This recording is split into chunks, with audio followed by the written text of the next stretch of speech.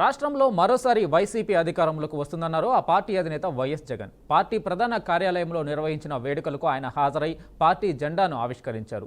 అధికారంలో ఉన్నా లేకపోయినా తమ పార్టీ నిరుపేదల పక్షాన నిలబడుతుందని స్పష్టం చేశారు. నిత్యం ప్రజా సమస్యలపై పోరాడుతూనే కూటమి ప్రభుత్వాన్ని ప్రశ్నిస్తామని స్పష్టం చేశారు. తమకు ప్రతిపక్షంలో కూర్చోవడం కొత్తేమీ కాదన్నారు.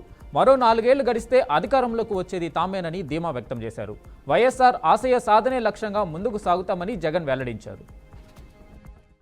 భావించి ప్రజల తరపున వాయిస్ ఆఫ్ ది వాయిస్లెస్ కింద ప్రతి అడుగులోనూ పోరాటం చేస్తూనే వస్తూ ఉంది వైఎస్ఆర్సీపీ.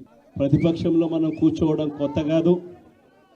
ఈ 15 ఏళ్ల మన ప్రయాణంలో 10 సంవత్సరాలు మనం ప్రతిపక్షంలోనే ఉన్నాం. దీటైన సమాధానం అధికారంలో ఉన్న వాళ్ళకు ఎప్పుడు ఇస్తూనే వచ్చాం.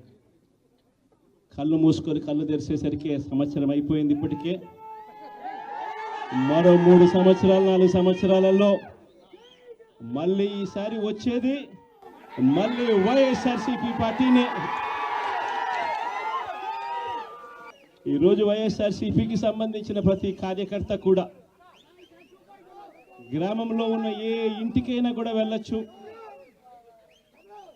ఏ పేదవాడింటికైనా కూడా వైఎస్ఆర్సీపీ కార్యకర్త సగర్వంగా తలెత్తుకొని కాలర్ ఎగిరేసుకొని వెళ్ళే పరిస్థితి వైఎస్ఆర్సీపీకి సంబంధించిన కార్యకర్తలకు ప్రతి ఒక్కరికి ఉంది.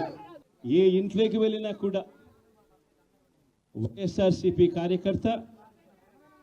కార్యకర్తను చూసినప్పుడు ఆ ఇంట్లో నుంచి వచ్చే ప్రతి అక్క, ప్రతి చెల్లెమ్మ, ప్రతి అన్న, ప్రతి తమ్ముడు, ప్రతి సోదరుడు, ప్రతి రైతన్న, ప్రతి అవ్వ కూడా వైఎస్ఆర్సీపీ కార్యకర్తను చూసినప్పుడు చిక్కటి చిరునవ్వుతోనే పలకరిస్తుంది.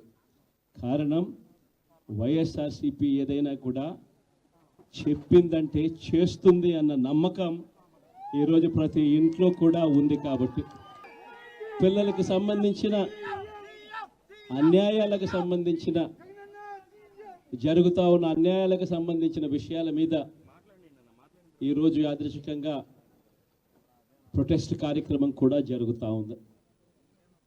ఈ కూటమి ప్రభుత్వం వచ్చి దాదాపుగా 10 నెలలుగా వస్తూ ఉంది.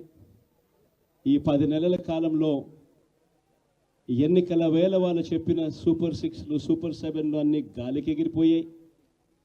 వ్యవస్థలన్నీ కూడా చదువులు కానీ, వైద్యం కానీ, గవర్నెన్స్ కానీ, వ్యవసాయం కానీ ఏది చూసుకున్నా కూడా వ్యవస్థలన్నీ కూడా నిర్వీర్యమైపోయిన పరిస్థితులు కనిపిస్తూ ఉన్నాయి. తమ కష్టాలుగా భావించి